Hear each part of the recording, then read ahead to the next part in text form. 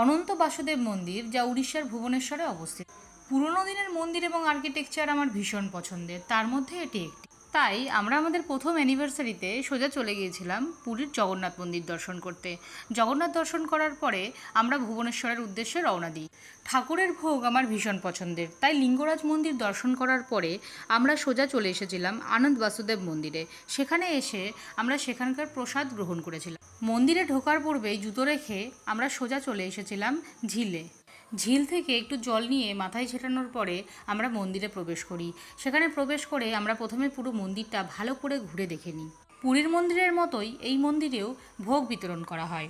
মন্দির ঘুরতে ঘুরতে আমরা লক্ষ্য করি সেখানে একটি কাপলের বিয়ে হচ্ছে। কী সমস্ত রীতিতে তাদের বিয়ে হয় সেটি জানার আগ্রহে আমি সেখানে অনেকটা সময় কাটিয়ে ফেলি। এর ফলে আমাদের আনন্দবাজারে আসতে একটু দেরি হয়ে যায়। তারপর সেখানে এসে আমরা কলাপাতা কিনে ভোগ গ্রহণ করতে শুরু করি। যে কোনো ভোগ প্রসাদের কোনো ভালো মন্দের বিচার হয় না, তবে বাকি সব প্রসাদের তুলনায় ভোগের প্রসাদ চিরকালই আমার কাছে অমৃত। আমি ছোটোবেলা থেকেই মায়ের সঙ্গে গিয়ে অনেক মন্দিরের ভোগ প্রসাদ গ্রহণ করে এসেছি, কিন্তু এই এক্সপিরিয়েন্স আমার বরের কাছে প্রথম। তাই যে কোনো সময় ঘুরতে যাওয়ার প্রোগ্রাম হলে আমরা প্রথমেই চেষ্টা করি কোনো আধ্যাত্মিক জায়গায় ঘুরে আসার।